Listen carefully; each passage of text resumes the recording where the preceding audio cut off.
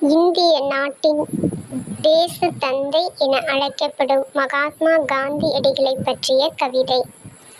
காந்தி தாத்தா, உங்க எளிமையே வலிமைக்கு காரணம். உங்களது எளிமையே வலிமைக்கு காரணம். உங்க பணிவே துணிவுக்கு காரணம். உங்களது பணிவே துணிவுக்கு காரணம். அமைதி அகிம்சையே உங்க அடையாளம். அமைதி அகிம்சையே உங்களது அடையாளம். சத்தியமும் மௌனமே உங்க வாய்மொழி. சத்தியமும் மௌனமே உங்க வாய்மொழி. ரூபாய் நோட்டில் உங்க சிரித்த முகமே என் தேசத்தையே ஆளுகின்றது.